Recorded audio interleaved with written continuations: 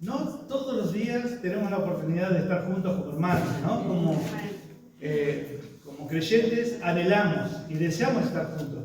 Usted anhela estar con su hermano juntos y alabar a nuestro Salvador. Qué lindo que es. La verdad que yo me gozo viernes y sábado y los días que estamos. La verdad que el Señor nos da la oportunidad y tenemos que aprovecharlo, ¿no? Tenemos que aprovecharlo porque venimos dando una serie de estudios los domingos. El hecho de la formación de la iglesia, lo importante que es para nosotros el estar todos unidos, de estar pensando en el prójimo, en el hermano, del servicio. Estamos haciendo bases en cuanto al servicio, en cuanto a el corazón que tenemos realmente, ese corazón que Dios ha trabajado en nosotros o sigue trabajando en nosotros, ¿verdad? Y nosotros tenemos que volcar ese deseo que Dios ha puesto en nosotros hacia nuestro hermano. Sé que quizás cueste o sé que quizás sea difícil, pero tenemos que hacerlo. Es una práctica. Eso se cultiva. No es que nacemos con eso. Que el Espíritu Santo va obrando, Él capacita a usted y me capacita a mí para que podamos estar todos juntos. Es bueno eso. Y yo creo que ese es el motivo de que usted se levantó hoy a la mañana y dijo, ya, no es que se levantó y bueno, ¿qué tengo que hacer hoy, el domingo? Y no sé, nada, bueno, me voy a ir un rato a la iglesia. No, yo creo que usted ya lo tenía ya organizado para poder estar tiempos juntos como creyentes y eso tiene que traer a memoria algo muy importante en nuestras vidas. Yo hoy compartía con un hermano y le decía y me acordaba de mi vieja vida. Y me acordaba y justo salió un tema con compañeros que yo tenía de trabajo y cómo Dios me salió al encuentro, cómo Dios me encontró, cómo Dios me buscó, mejor dicho, ¿verdad? Y realmente yo estoy tan agradecido por la obra hermosa que va haciendo en mí, ¿verdad? No, sabemos que dice que aquel que la buena obra empezó, va a ser fiel en completarla, en terminarla. Cuando el día que seamos glorificados, que nuestros cuerpos sean glorificados, es hermoso el pensar eso y tener la esperanza viva en Cristo Jesús, ¿verdad? Y yo pensaba en eso, en la vieja vida que teníamos. ¿Usted se acuerda de la vieja vida? ¿Se acuerda de cómo Dios lo rescató? ¿De cómo Dios lo sacó de esa inmundicia, de lo que usted estaba viviendo? Tiene que tener un recuerdo en nuestras vidas de qué es lo que hizo Dios con nosotros, ¿verdad? ¿Cómo nos redimió? Redimirse significa rescatar, sacar de un lugar donde usted estaba en peligro y yo estábamos en peligro. Y el Señor nos puso en un lugar espacioso. Eso es salvación. Eso es salvación. Estábamos sucios y el Señor nos limpió. Estábamos desnudos y el Señor nos vistió. Precioso. Precioso el pensar qué es lo que hizo Dios con nosotros y qué es lo que sigue haciendo. Obviamente sabemos que Él comenzó en nosotros la buena obra y la va perfeccionando y va obrando en nosotros. Y yo quiero compartir con ustedes una parábola muy conocida, unas historias en Lucas capítulo 15. Y déjenme hacer una oración. Quiero que hagamos una oración todos juntos. Creo que es muy conocida y va a ser de mucha bendición para nosotros, para que podamos reflexionar sobre nuestras vidas.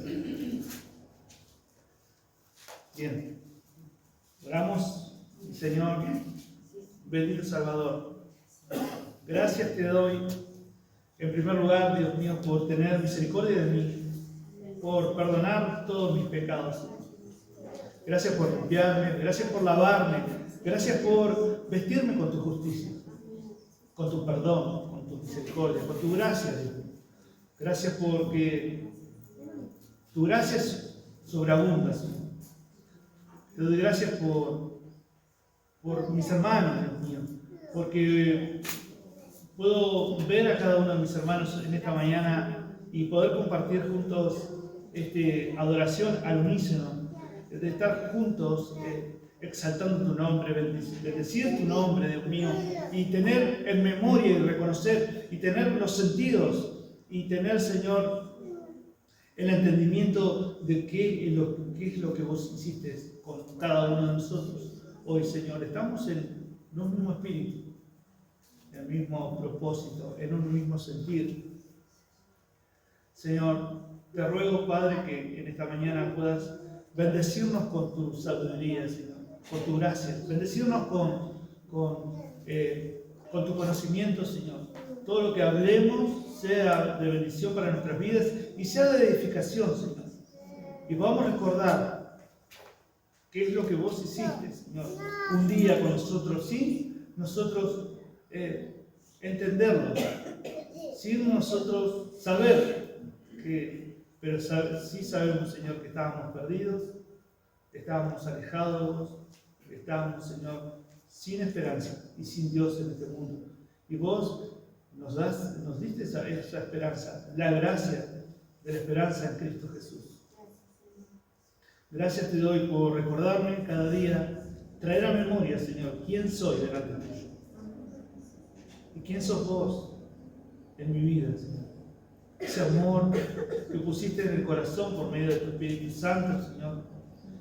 Dios mío, que eso vaya cada día creciendo, que cada día, Señor, podamos entender el propósito hermoso que tenés para con tus hijos, Señor. Y este es el motivo más hermoso de poder estar juntos, Señor, en esta mañana y compartir tu palabra, Señor.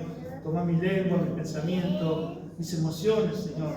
Dios mío, que todo lo que vaya a decir sea conforme a tu palabra, Señor, que tu gracia pueda fluir en mi vida y en la vida de cada uno de mis hermanos, Señor. Es mi deseo que todos podamos crecer, que todos podamos ser alimentados en esta mañana. Gracias te doy, en el nombre de Cristo Jesús. Amén. Y amén. Vamos a empezar a partir del versículo 11, parábola del hijo pródigo. Creo que ya lo conocen, ¿verdad? Ya hemos tocado este tema. Pero siempre absorbemos y rescatamos puntos muy importantes para nuestra vida, ¿verdad? Siempre que leemos la palabra de Dios, no es que siempre Dios nos va añadiendo sabiduría y nos va añadiendo de la palabra de Dios poder ser alimentados, nutridos con la palabra de Dios. Y esa es la idea, ¿no? Y el propósito de leer la palabra de Dios y conocerla. También dijo, un hombre tenía 2 hijos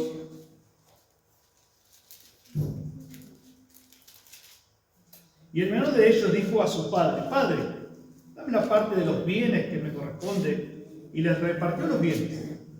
No muchos días después, juntándolo todo, el hijo menor se fue lejos, a una provincia apartada, y allí desperdició sus bienes, viviendo perdidamente. Y cuando todo lo hubo malgastado, vino una gran hambre en aquella provincia y comenzó a faltar. Y se arrimó a uno de los ciudadanos de aquella tierra, el cual le envió a su hacienda para que apacentase cerdos. Y deseaba llenar su vientre de las algarrobas que comían los cerdos, pero nadie le daba. Y volviendo en sí, dijo, ¿cuántos jornaleros hay en casa de mi padre tienen abundancia de pan? Y yo aquí perezco de hambre. Me levantaré e iré a mi padre y le diré, Padre, he pecado contra el cielo y contra ti. Ya no soy digno de ser llamado tu hijo. Hazme como a uno de tus jornaleros. Y levantándose, vino a su padre, y cuando aún estaba lejos, lo vio su padre, y fue movido a misericordia. Y corrió y se echó a su cuello y le besó. Y el hijo le dijo, Padre, he pecado contra el cielo y contra ti. Ya no soy digno de ser llamado tu hijo. Pero el padre dijo a su siervo, sacad el mejor vestido y vestidle, y ponedle un anillo en su mano y calzado en sus pies.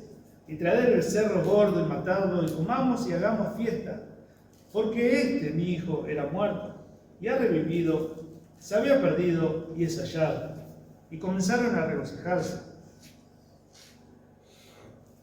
Bien, la historia sigue y está buena porque es una historia apasionante. Si uno la lee entretenidamente, y eso tiene que traer a memoria, digamos, o tiene que, de alguna manera, la palabra de Dios tiene que representar algo en su vida. La palabra de Dios tiene que representar algo en su vida. Y bueno, en primer lugar empieza la parábola con que un hombre tenía dos hijos, un menor, un mayor, y esta historia va desde la tristeza más profunda al gozo más profundo. Podemos ver acá todo el camino que trazó el hijo menor, ¿verdad? Y también podemos ver que trasciende, vemos desde la riqueza hacia la pobreza más profunda también, de la diversión al dolor y de la ley a la gracia. Como esta historia va, ¿no?, paulatinamente va pasando por esos momentos, y ustedes saben que Jesús en primer lugar les habló de tres historias.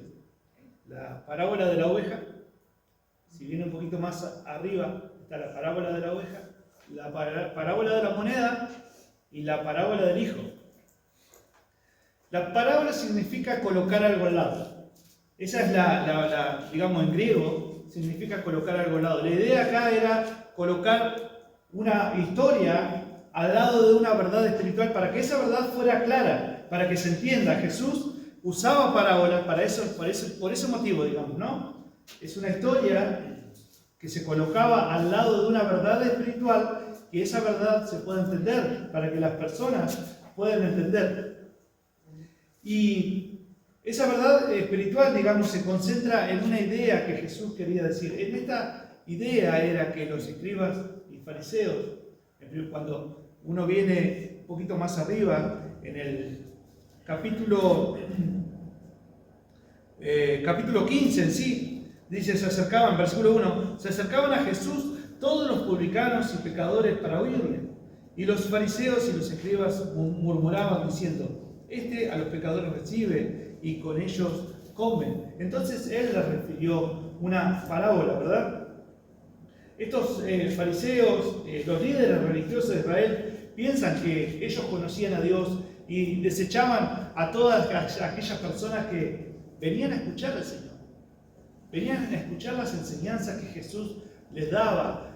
Cuando habla de publicanos y pecadores, venían toda clase de marginados de estas élites religiosas, de los escribas y fariseos. Eran marginados. Personas que estaban fuera de la sociedad, fuera del alcance en cuanto a estar, digamos, en un servicio hacia Dios. Ellos no tenían esa oportunidad de ir a un templo, ellos no tenían la oportunidad de, como los escribas y fariseos podían estar supuestamente no cerca de Dios. Ellos pensaban que conocían a Dios. Cuando ellos decían, ellos no saben, dice, a pecadores recibe y con ellos come.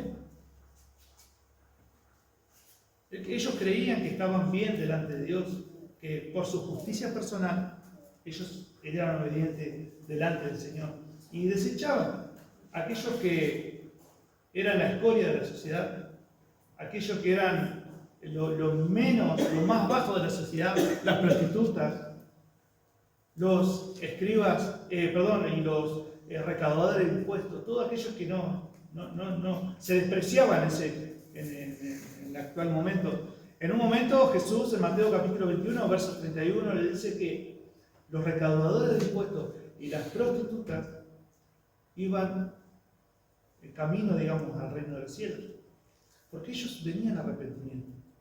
Ellos se estaban arrepintiendo, por eso venían a escuchar las enseñanzas de Jesús. Miren el pensamiento que estas personas tenían, dice, estos son pecadores, no merecen. De hecho, para que podamos entender las parábolas, ¿no? Para que podamos entender, los que enseñaban, los que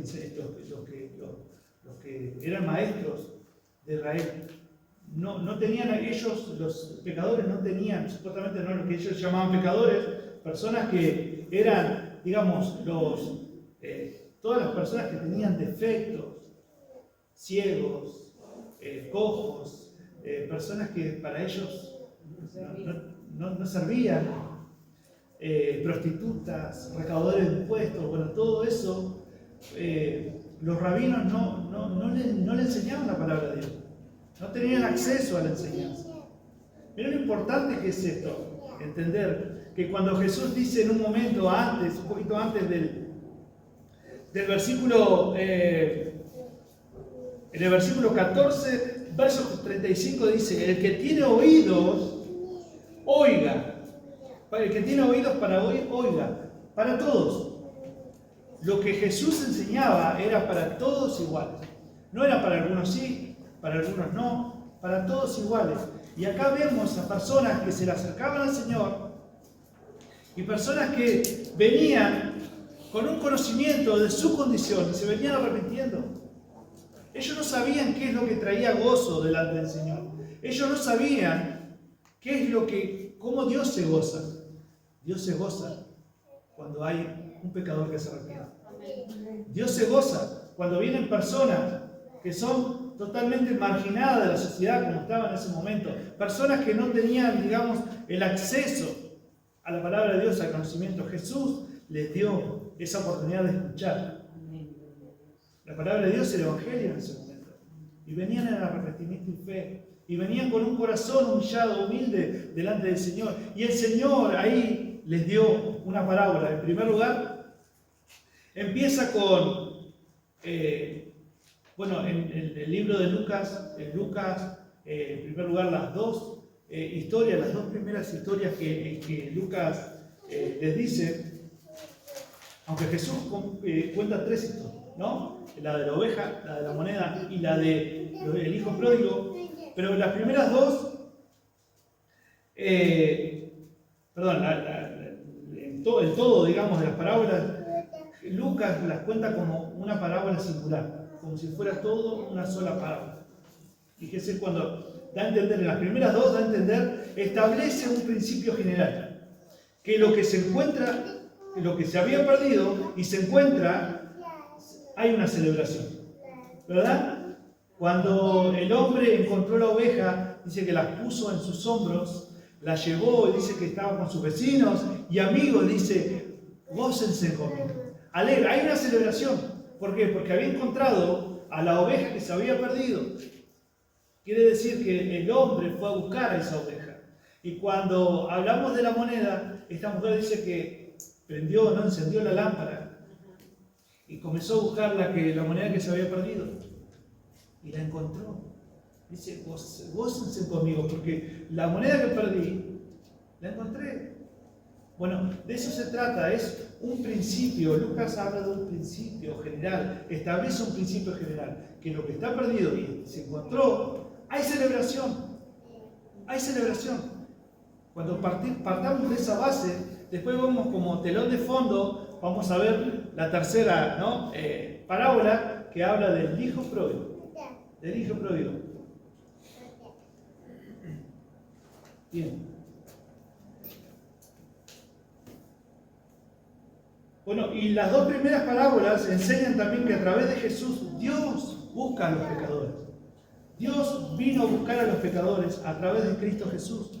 Cuando vino a la tierra, Dios, ellos no sabían, por ejemplo, los escribas y fariseos, ellos no sabían que Jesús, que es Dios, que Él predicó el Evangelio, que Él le predicó a estas personas que supuestamente no tenían acceso a la salvación, no tenían acceso porque eran pecadores, porque eran personas que no merecían el escuchar el Evangelio, pero Jesús tuvo compasión de ellos.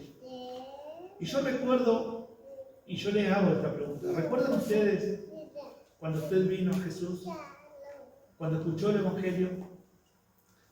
¿Cómo estaba usted? ¿Cómo se sentía usted delante del Señor? ¿Cómo vino a la presencia del Señor? ¿Vino con un entendimiento claro de quién era usted delante del Señor? ¿Entendió realmente qué es lo que hizo Dios con usted?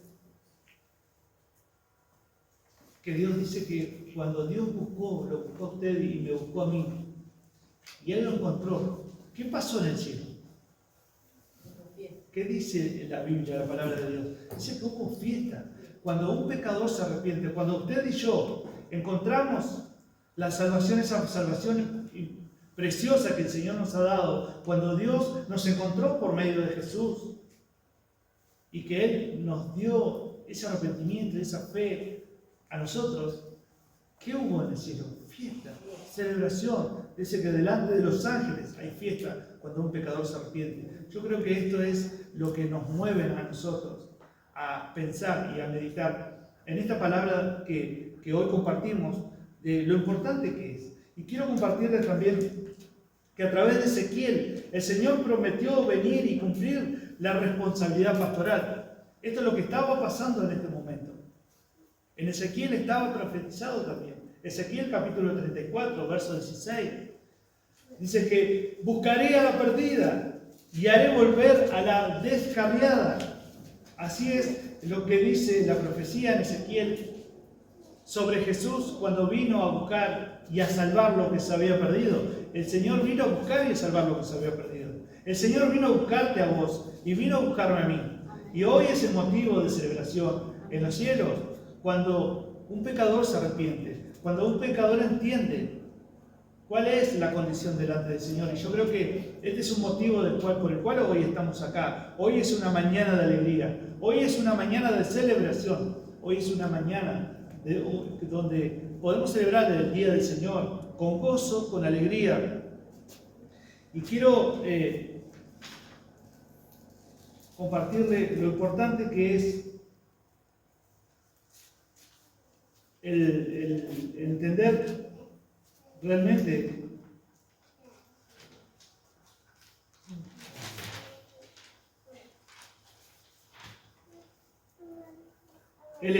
entender por qué Dios hizo esta maravillosa obra en nosotros. Miren lo que hizo en el hijo pródigo. Y uno puede decir, bueno, el hijo pródigo, cuando el hijo menor le pidió su parte a su padre, y uno puede decir, ¿cómo podía ser? En el primer siglo eso no existía, no era usual, no era algo que podía ocurrir en esa época. Un hijo pródigo, el hijo menor, digamos, no podía pedirle la parte a su hijo, a su padre. ¿Por qué? En primer lugar, porque era un desprecio en esa época.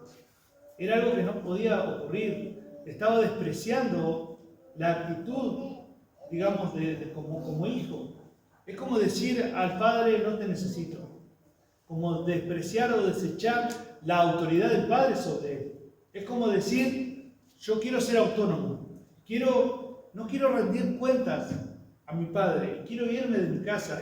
Quiero la parte que me corresponde y me quiero ir.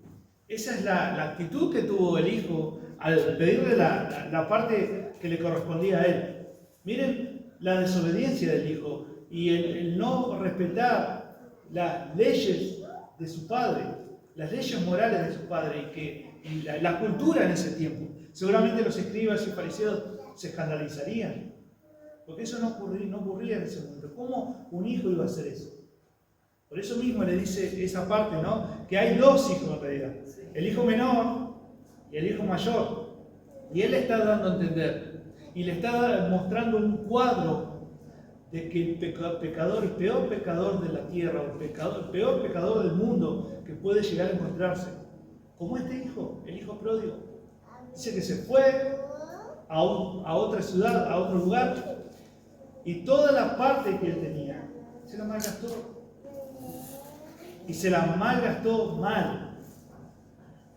Podemos ver ahí cuando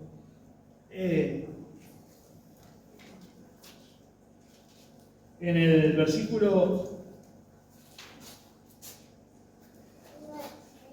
en el versículo 13 dice, no muchos días después, juntándolo todo, el hijo menor se fue lejos a una provincia apartada y allí desperdició sus bienes, viviendo perdidamente. O sea, todo lo que el padre le dio, los bienes, los desperdició, los tiró. Desperdició todos los bienes.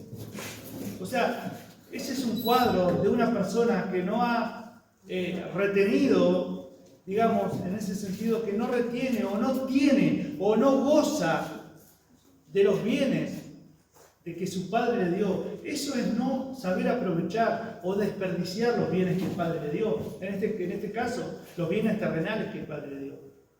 Desperdiciándolos. ¿Por qué? Porque no sabe realmente lo que costó los bienes esos.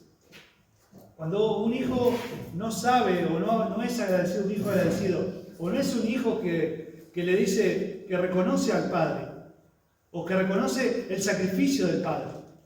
Cuando no hay un hijo que reconoce lo que su padre hizo, no le interesa los bienes, y no los valora, y no aprovecha esos bienes para poder disfrutarlos. ¿Qué hizo este hijo? Agarró, se fue, se lo gastó con rameras, se lo gastó con todo lo que, perdidamente, con todo lo que uno puede llegar a imaginarse, lo que puede llegar a ver en una sociedad. Tremendo. Después que se lo hubo malgastado, que no tenía nada, absolutamente nada, ¿qué hizo? Se le fue a buscar trabajo. Mire, lo que está contando Jesús acá es el peor cuadro. Miren lo que digo. Porque él dice que fue a apacentar cerdos. Y los cerdos para los judíos es inmundo. Ninguna persona voluntariamente, ningún judío voluntariamente iba a ir a un lugar a apacentar cerdos. Porque es inmundo. Está en contra de las leyes de Dios, digamos, está en contra de su cultura. Fíjese hasta dónde llegó este hijo menor, hasta qué instancia llegó este hijo menor. Y podemos ver ahí todo lo que pasó, que él ansiaba, dice, ¿no? Deseaba comer, aún de la comida de los cerdos. Mire hasta dónde llegó. Hasta que en un momento dice que entró en sí. Entró en una, digamos, en un entendimiento. ¿Qué estoy haciendo? ¿No? Habrá dicho, ¿qué estoy haciendo acá? Mirá cómo estoy. Recapacitó de su vida. Habrá dicho, ¿cómo hice esto? Mirá, en la casa de mi padre estaba bien, ¿no? Cuando entender, este es un cuadro de un pecador cuando entendió y reconoce su condición de pecador. Reconoce la inmundicia que lleva adentro. Reconoce que necesita de su padre, que necesita ser lavado, limpiado por su padre, perdonado por su padre. Eso es por medio de la palabra de Dios. Jesús le estaba dando a entender y recordando que estas personas que venían a escuchar la palabra de Dios, del Evangelio, las prostitutas, los recaudadores de impuestos, todas aquellas personas que estaban marginadas en esa sociedad, ellos venían a Jesús, porque habían entendido dónde estaba realmente el alimento. Ellos estaban perdidos y que venían en arrepentimiento y fe, y que ellos venían buscando lo que realmente Jesús tenía. El Señor vino a buscar y a salvar lo que se había perdido. Hay gozo en el cielo, y en Dios trae gozo cuando un pecador se arrepiente, y hay gozo en el cielo cuando un pecador se arrepiente. Hay celebración en el cielo cuando una persona viene a Cristo, a escuchar sus enseñanzas, a recibir las enseñanzas de Cristo, a ser edificado por la palabra de Dios. Hay cuando uno entendió realmente y le da valor a la salvación. ¿Cuántos de nosotros hemos desperdiciado nuestras vidas en el mundo? ¿Cuántos de nosotros no hemos reconocido a Dios? Hemos faltado a la ley de Dios. ¿Cuántos de nosotros? Todos, creo. Todos los que estamos acá. Si traemos a memoria qué es lo que Dios hizo en nuestras vidas, ¿cómo estábamos perdidos? ¿Cómo estábamos lejos de Dios? Y en Cristo fuimos reconciliados con Dios. Si traemos a memoria cómo era nuestra vida pasada, nuestra vieja vida pasada, era lo mismo que este hombre, el hijo pródigo. Malgastamos nuestra vida, malgastamos todo lo que Dios nos dio. Este cuerpo, el Señor nos hizo imagen y semejanza de Él. Y despreciamos nuestro cuerpo, despreciamos nuestras vidas, lejos de Él. Pero cuando venimos al Señor, venimos en arrepentimiento y fe, como hizo este hijo. Dice, Padre, él es como que hizo toda una anotación de lo que le iba a decir. Le voy a decir, Padre, he pecado contra el cielo y he pecado contra ti. Ya no soy digno de ser llamado tu hijo. Dice, hacedme como uno de estos jornaleros, ¿no? Venía diciendo lo que le iba a decir. Y cuando él se acercó, se iba acercando, que su padre lo vio, ahí podemos ver una actitud preciosa de Dios hacia el hijo. O sea, del padre, en este caso del padre hacia el hijo. Que el momento que lo vio, se echó a correr. Se echó a correr y cuando lo alcanzó, dice que lo abrazó y lo besó. El Señor, Dios tuvo una actitud para con vos y para conmigo. Él vino a buscar a los pecadores. Él te vino a buscar y me vino a buscar a mí por medio de Jesucristo. Ese es un principio, establece un principio primordial o general en nuestras vidas. Lo que Lucas acá está diciendo es que todo lo que se había perdido, y ustedes y yo estábamos perdidos, sin esperanza, sin Dios en este mundo, y Dios vino a buscarnos, como dice la palabra, ¿no? Se echó al cuello y le besó. Y lo más hermoso que es, vamos a ver lo que Él hizo con tu vida, lo que Él hizo con mi vida. Y volviendo así dijo, ¿cuántos jornaleros en casa de mi padre tienen abundancia de pan? Y yo aquí perezco de hambre. Me levantaré e iré a mi padre y le diré, Padre, he pecado contra el cielo y contra ti. Ya no soy digno de ser llamado tu hijo. Hazme como a uno de estos jornaleros, perdón. Y levantándose vino a su padre. Y cuando aún estaba lejos, dice el hijo, lo vio su padre y fue movido a misericordia. Y corrió y se echó sobre su cuello y le besó. Y el hijo le dijo, Padre, he pecado contra el cielo y contra ti. Ya no soy digno de ser llamado tu hijo. Pero el padre como que, yo calculo, ¿no? De la emoción, mire, de la emoción, solamente le dijo, pero el padre dijo a sus siervos, sacad el mejor vestido. Mire la actitud del padre. Cuando el hijo venía hablando, él le dijo a sus siervos, saquen el mejor vestido. Esa es la actitud que tiene Dios para con nosotros. Para cuando una persona es encontrada, cuando una persona estaba perdida y es encontrada, la actitud del Padre dice, sacad el mejor vestido y vestirle, y poned un anillo en su mano. Mire cómo el Señor nos vistió. Y el anillo en su mano es símbolo de justicia. Es símbolo de justicia. La justicia nuestra, ¿quién es? Cristo. Jesucristo es nuestra justicia. Por medio de la fe, puesta la fe en Jesucristo. Dice y calzado en sus pies. Y traer el becerro. Mire, cuando dice calzado en sus pies, ningún esclavo tiene acceso a un calzado. Ningún esclavo. Y el Señor le dio un calzado para que se ponga. Miren lo que Dios hizo en tu vida. ¿Recordás todo eso, lo que Dios hizo en tu vida? ¿Lo traes a memoria todos los días a tu vida lo que Dios hizo? ¿O te olvidás de lo que Dios hizo en tu vida? ¿O nos olvidamos de lo que Dios hizo? Él nos vistió con su justicia. Él nos lavó con su sangre. Mire, le voy a llevar a Zacarías.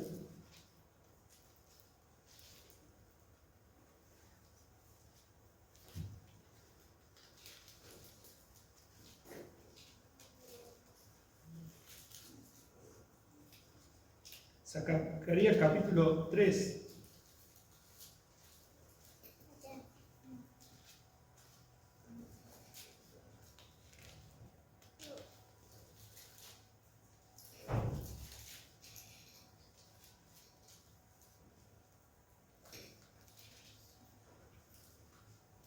Zacarías capítulo 3 habla de un sumo sacerdote, Josué. Miren lo que Dios hizo con el sumo sacerdote. Viene a relación con lo que estamos hablando de la vestidura. Dice, me mostró el sumo sacerdote Josué, el cual estaba delante del ángel de Jehová, y Satanás estaba a su mano derecha para acusarle. Y dijo Jehová a Satanás, Jehová te reprenda, oh Satanás, Jehová que ha escogido a Jerusalén te reprenda. ¿No es este un tizón arrebatado del incendio? Josué estaba vestido de vestiduras viles y estaba delante del ángel. Y habló el ángel y mandó a los que estaban delante de él, diciendo, quitadle esas vestiduras viles. Y a él le dijo, mira que he quitado de ti tu pecado y te he hecho vestir de ropas de gala. Y después dijo, pongan mitra limpia sobre su cabeza. Y pusieron mitra limpia sobre su cabeza y le vistieron las ropas. Tremendo, hermano. Miren lo que Dios ha hecho con nosotros también. Ha sacado nuestras vestiduras viles. Todas aquellas injusticias personales, todo aquello que nosotros pensábamos que teníamos y eran suficientes para poder estar delante del Señor, son vestiduras viles. Isaías lo dice en el capítulo 64. Nuestras justicias son como trapos de inmundicia. Y el Señor ha hecho como el sumo sacerdote, nos ha sacado las vestiduras de viles y nos ha vestido con vestiduras de gala por medio de su Hijo Jesucristo, por los méritos de Cristo. Por eso hoy estamos reconociendo y recordando qué es lo que hizo el Señor. Y venimos y le alabamos y adoramos el nombre de nuestro Dios por lo que Él es y por lo que Él hizo por nosotros. Por lo que Él hizo por nosotros. Quitadle las vestiduras viles. Mira que he quitado tu pecado, le dice al sumo sacerdote. He quitado tu pecado, las vestiduras viles, todo eso, lo viejo, lo sucio, las transgresiones que había en nuestras vidas. Jesús, por medio de su sacrificio, nos ha quitado las vestiduras viles y nos ha vestido con ropas de gala, con la justicia de Cristo. Nos ha vestido. Hoy podemos gozarnos y podemos decir como el sumo sacerdote, como el hijo pródigo, que el Señor nos ha dado una nueva vida. Nos ha dado, por medio del arrepentimiento y la fe, hay gozo en el cielo.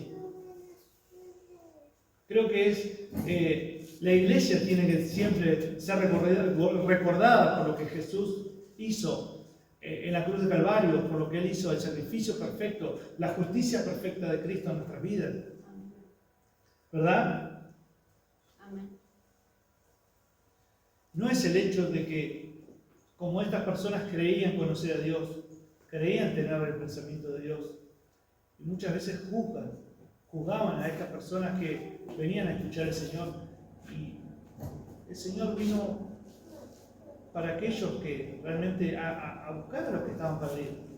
Él no vino a los sanos, a los que no tienen necesidad de médico.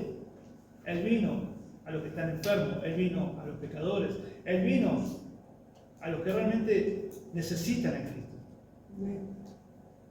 Creo que todo el mundo necesita a Cristo. Amén. Pero están aquellos que vienen a arrepentimiento y fe. Están aquellos que Dios lo encuentra y les da la nueva vida en Cristo Jesús.